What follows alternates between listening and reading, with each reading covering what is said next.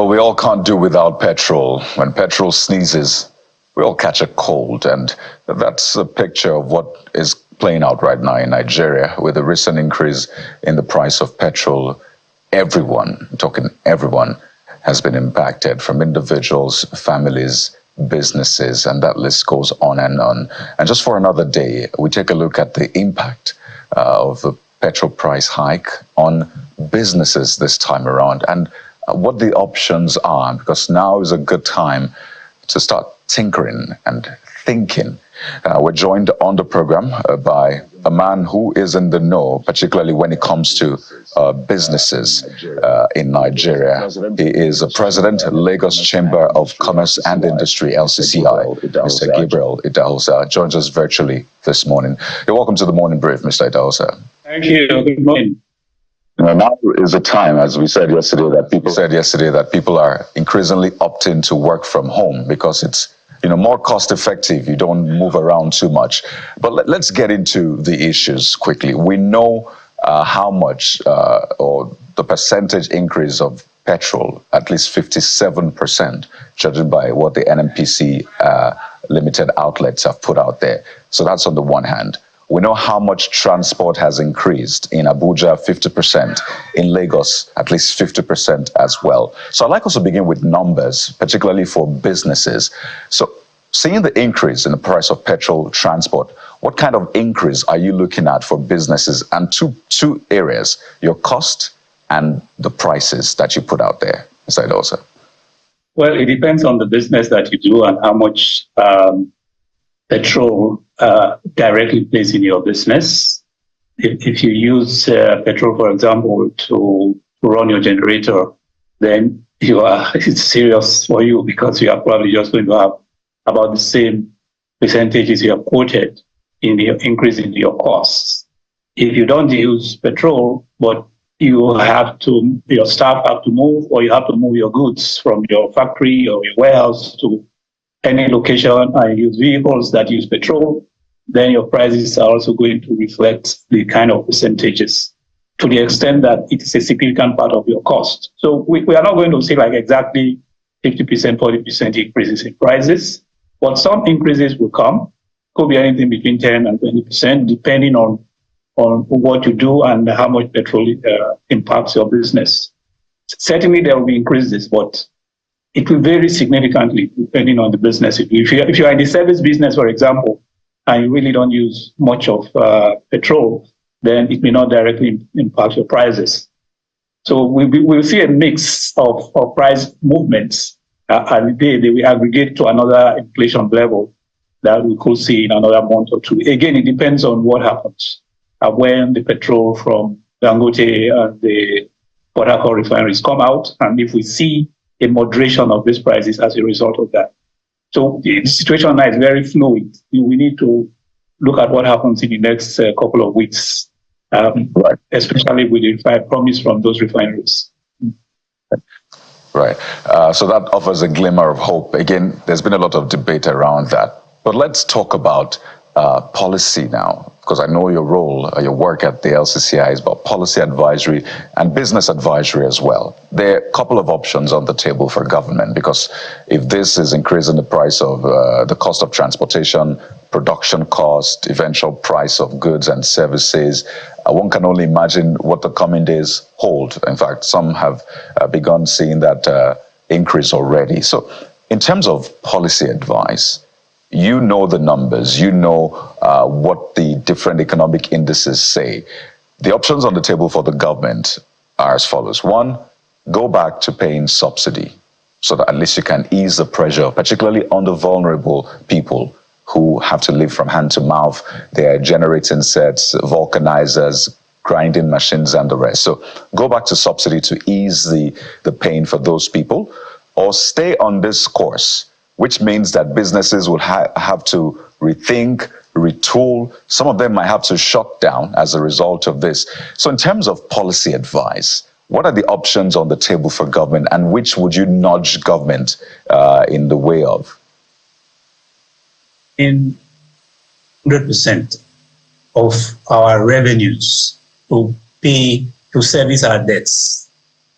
So as a government, we don't have any funds to continue the subsidy. So that option is, unfortunately, reducing the subsidy simply means we need to do a lot more borrowing. And our borrowing capacity has reached a certain level, not because we don't have the assets to back the borrowing, but because we don't have the revenue to pay. We have a capacity to borrow because we have a lot of assets as a country, but our current revenues are not enough. So that option is not there. So the options that are essentially being canvassed is to provide much more social benefits. For example, there has been a talk around reducing government charges for anything. For example, school fees. We can talk now about not just loans, but actually reducing school fees very significantly, reducing all the costs that we charge in our hospitals significantly.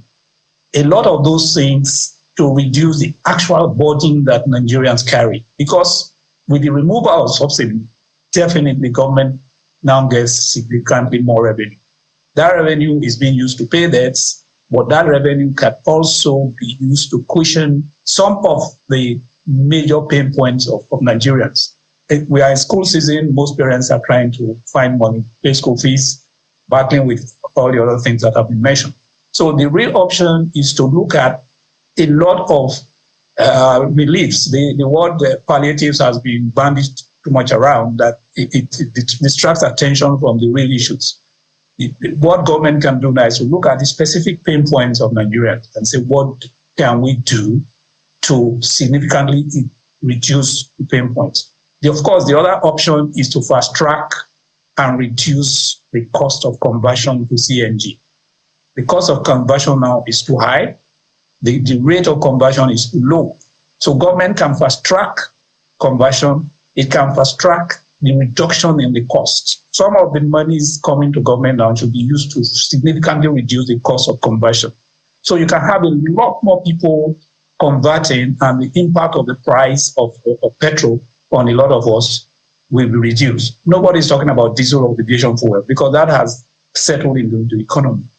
Where we have a significant problem is petrol and vehicles that depend on petrol. If we can very quickly move them into CNG, then there will be less concern about whether the price of petrol is this amount or that amount.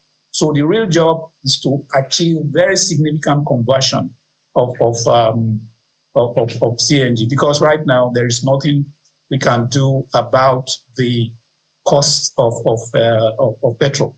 The capacity to provide subsidy has practically evaporated. If you look at the fiscals of Nigeria now, you look at the monthly revenue, you look at the debt service per month, in most months they are equal. So we collect money and we pay debts. Essentially, we are running the government of borrowed money. All the current expenditure, if you look at the structure of our budget today, you look at how much is used for debt, how much revenue is collected, it's almost equal. So we can only bring back subsidy by borrowing a lot more. And the amount of subsidies we need now are far higher than what was there before the present administration came into office, because we'll be borrowing at the rate of about 1,600 to the dollar. The previous government was borrowing at the rate of subsidized now. In the last few months, when subsidy continued, we were almost hitting twice the subsidy that was being run by the previous administration. So the government does not have that option of going back to subsidy, but bringing significant, very significant social welfare benefits, significant traction in reducing the costs and increasing the speed of conversion to CNG. That will provide some relief. We also expect, that's why it's important to see what happens in the next few weeks, we expect that this very, very significant reduction in the pressure on foreign currency by selling crude to the refineries in Naira could significantly reduce the exchange rate. And if the exchange rate comes down, we expect to see a significant reduction in imported inflation. If I may comment. Mr. Dyson, if I may comment, if I hear you clearly, you're saying that our capacity to borrow has been depleted significantly. That means that it's a route we may not want to tour as a government, because the government belongs to all of us. But I'm wondering what is left to Nigerians, because are you saying this is more like a cul-de-sac, a point of no return? There's nothing that can be done. Nigerians should continue to bear this pain. I wanted to be very clear, because Nigerians are angry. They had a life before this government came in. It may not have been a perfect life, but it has gotten worse with the policy, the twin policy of unification of the FX market, and of course, the removal of subsidy. So emphatically, response I would like you to get to us. Are you saying that we just have to wait this out and see how it plays out? Because the proposal you're making about CNG and all of that relief points, it's not going to move the needle, I can tell you for free. Yes. Yeah, so the point is, yes, you can tell the government borrow. If, like I tell you, you know, go and borrow to solve a family problem, and then you look around, it's like, okay, I don't have the money to pay if I go and borrow. And so, what do? Nigerians are extremely angry that they find themselves in an extremely difficult situation. But I'm not a politician, so I'm not going to give you any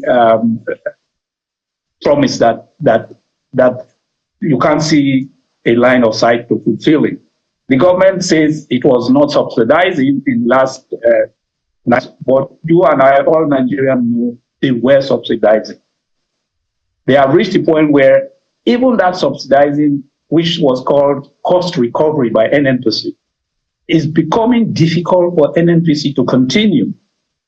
And the financial statements produced by them show that they were really getting to a point where they cannot do that. So we can't get the government to say, okay, go and borrow more and give and subsidize. Then the government says, okay, where do we borrow from?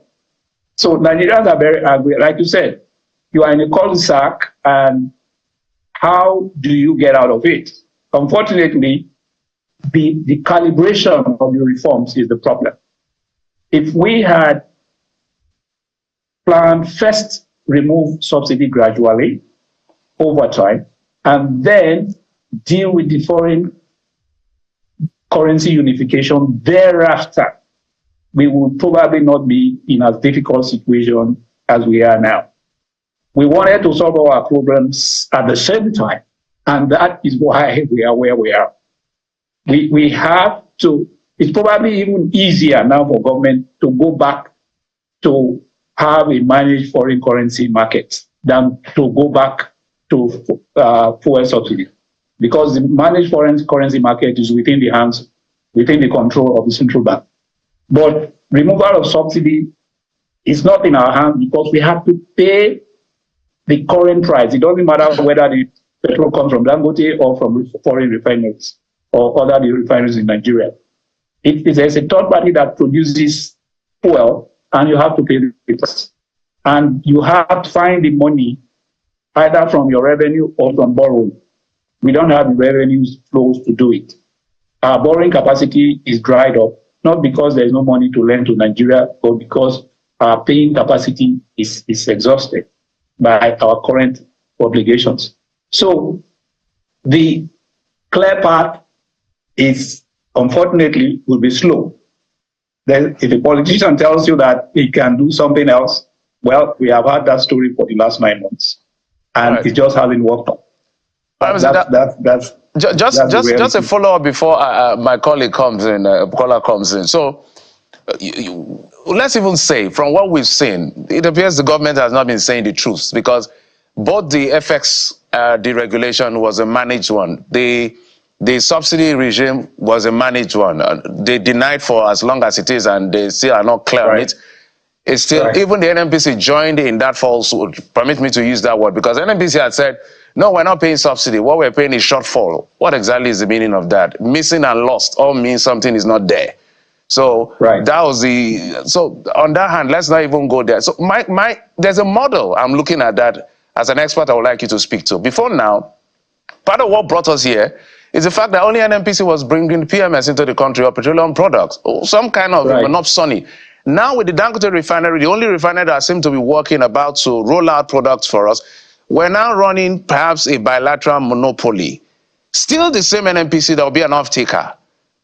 Are we playing? What is the sense in it? Just help us make sense of the situation. Okay, so why is NNPC the only off-taker? All the other importers in Nigeria can easily import petrol, very easy. But because they are independent, private-owned businesses, they will not carry any losses, whatever name you call it, as you said, whether it's shortfall or subsidy. If you bring petrol today and it lands at, say, 1,200 naira per liter, any private importer must sell at 1,200 plus a profit. It's only NNPC that brings in the product at 1,200 and sells it at 600. And it tells you, oh, I'm not subsidizing, but there's a shortfall.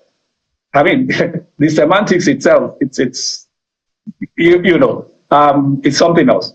And Nigerians are looking at it and say, so the fact is, we have been subsidized by NNPC out of their profits or their expected profits.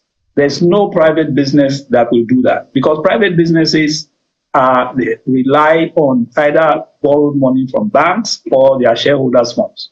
So no private importer will bring in petrol at 600, at 1,200 and sell at 600. That's the only reason why NNPC continues to be the sole importer. All the other marketers have the capacity, they have the financial capacity, they have the equipment, and they are ready to import, so long as they can make a small profit, no matter how low, on bringing in the products. But when you bring in the products and someone else who is not a party to your transaction tells you that, okay, you can bring the product at 1,200, but you have to sell it at 600. And if you dare to sell it at 1,300, the union will go on strike, the Nigerians will be screaming. And so the private the marketers are saying, okay, fine, we will wait. If NNPC brings the product, we will sell. We will help NNPC to sell it. Since some way they have a way of managing their shortfall, but no private importer is going to ever do that. So that's why it's a monopoly created a situation that the government has found itself by removing the subsidy without that calibration of a process that will make it affordable over time. If there was a time frame, for example, let's say 12 months or 15 months of gradually removing the subsidy while these other things are being done, you are right that the CNG process started too late and is too little. But if the CNG process was in place from May last year, and by now, let's say 50-60% of our vehicles were now on CNG, then few people will worry about the price of petrol, because if in your car on CNG, you don't even care what the kind of petrol is. But right now, the CNG conversion process is too little and it's not getting traction that we need to deal with it. But really and truly, that is the solution. Getting as many vehicles as possible out of dependence of petrol and hoping that the foreign exchange rate will come down once we stop spending 40% of our monthly foreign exchange bill on imported refined products. Right now, we spend about between 30 and 40% of our monthly foreign exchange on importing petrol and some of the other products that we still import, some amount of diesel and aviation fuel. So there's a real hope that the foreign exchange rate will come down, but we have to see how it works out in these next few months. So a politician may tell you some other things are possible, but the reality is that the options are very few as where we stand now today. Now, in managing what seems to be a difficult situation and what is being projected as a possible end to this monopoly and the continuing importation of petroleum products, Dangote is rolling out already. Questions are being asked as to why it is waiting for the NNPC to unveil its recent price adjustment for it to roll out its own, or to announce its own pricing, because it's a private player. So are we saying, or are we expecting to see a higher price by Dangote when it announces its own price? And with the projections also of the commencement of production of the Port Harcourt refinery, how will that also, make the situation a little easier on Nigerians with availability? I think part of the problem is as your colleague has mentioned, how our government communicates with the rest of us Nigerians. Dangote is not a petroleum retailer. Dangote does not have petrol stations. No refinery has any business with the price at which you buy petrol at your petrol station. Dangote is a factory and it has an ex-factory price.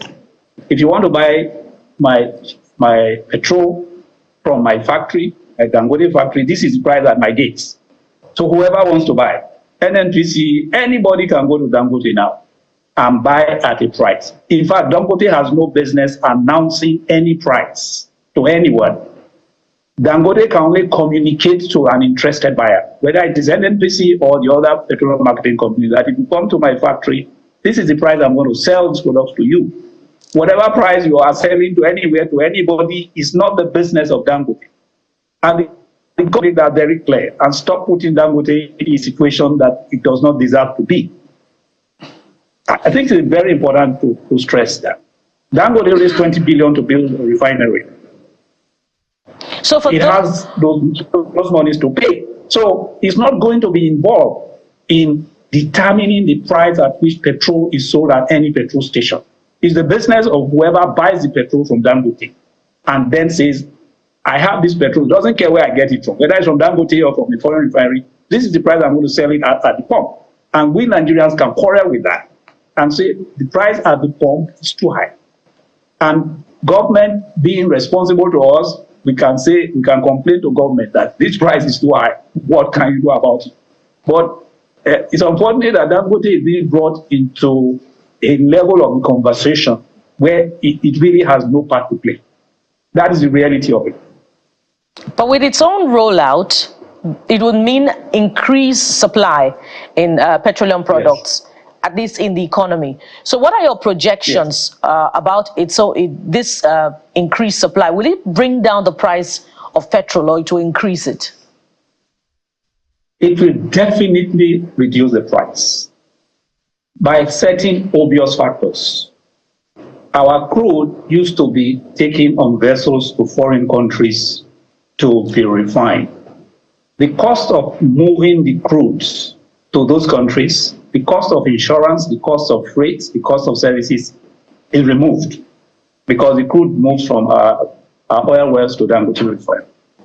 The refined products used to be brought back to Nigeria by vessels, and we pay the freights, the insurance and services, and clearing at the ports. Those two costs are removed from Dangote's factory price. So the cost of Dangote at the factory is much lower than the landing cost of importing refined products.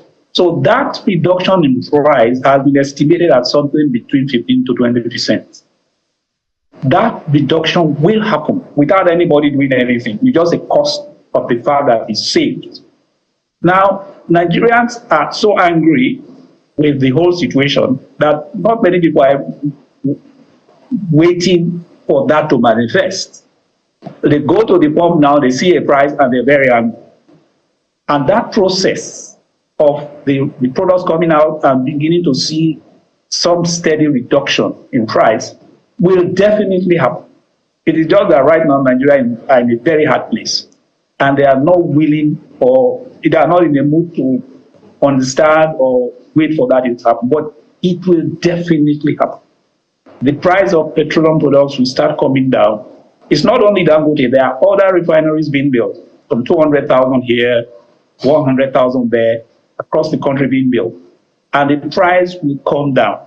But the fact is that Nigerians are not asking about what will happen in 6 months or 9 months. They want to know about the price today, unfortunately, because of where we are. But definitely the price will come down significantly over time.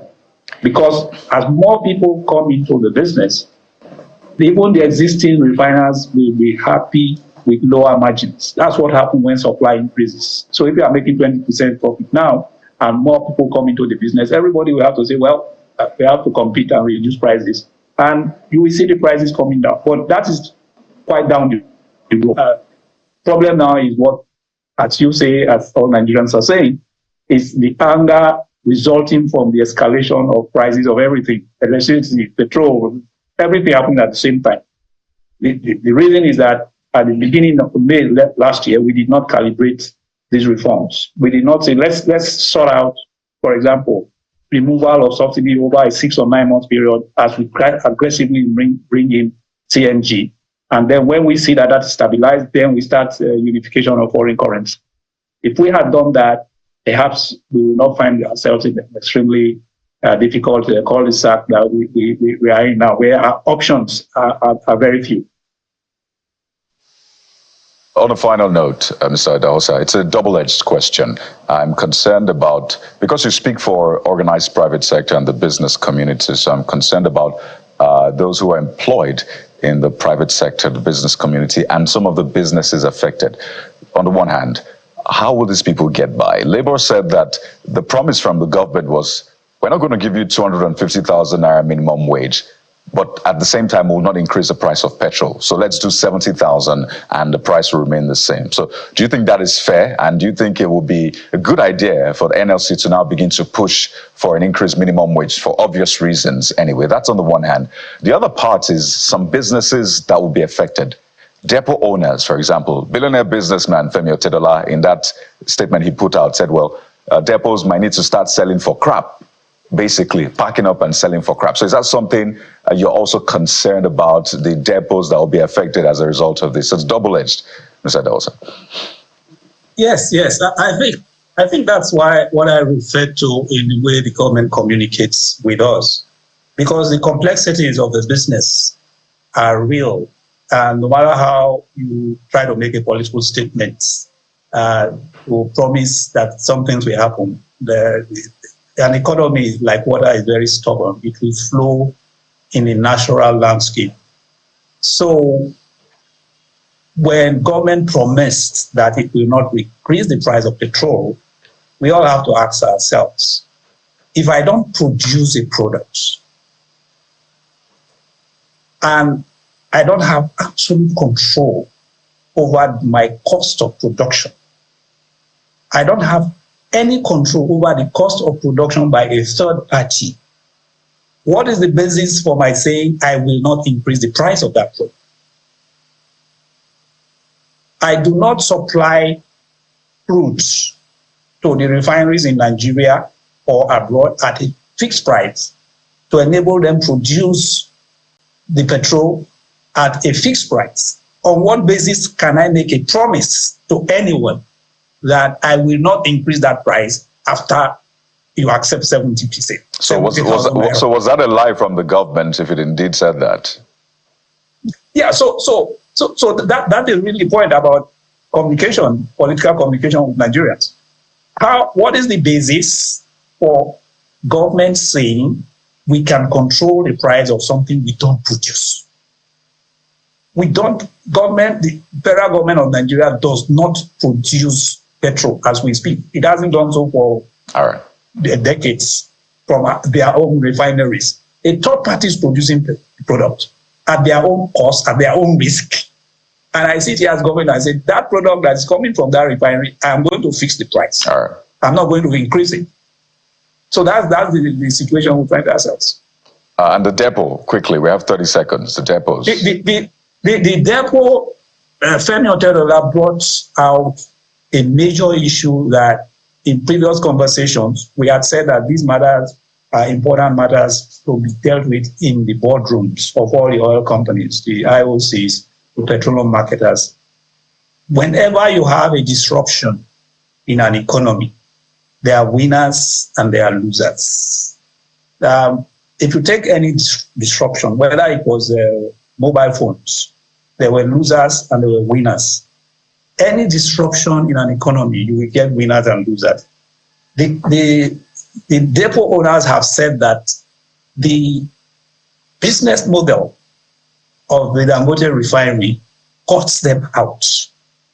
And they say that in most countries, which is factual, refineries are not engaged in distribution. In other words, you don't take a truck to a refinery to lift petrol. In a lot of countries, the petrol leaves the refinery in a bulk form by pipelines to for example, in Nigeria, the petrol should leave Dangote refinery to the depots of these individual players.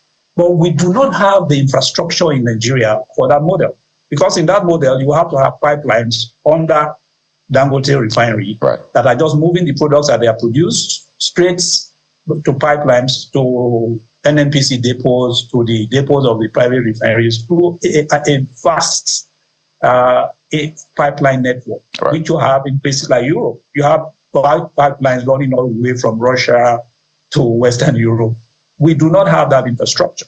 So Dangote was constrained to go into that level of business by building those giant gantries you find in Dangote refinery, several hundreds of them, so that the trucks can come in. With those trucks coming in, the depot owners really have no significant business to do, because the trucks can go directly from Dangote refineries to the filling station. So the depot owners are saying, that sorry, we are caught out of this game. So it is one of those issues with disruptions in the economy, when, for example, you don't need typewriters anymore, laptops are disappearing, and so it's a painful part of this conversation, which has been going on behind the scene. Well, always have to innovate so we don't become dinosaurs. But we'll have to thank you so much, Mr. Idahosa. I think it's been a very interesting conversation with you. We've been speaking with the president of the Lagos Chamber of Commerce and Industry, LCCI, Mr. Gabriel Idahosa. Thank you for your time. Thank you.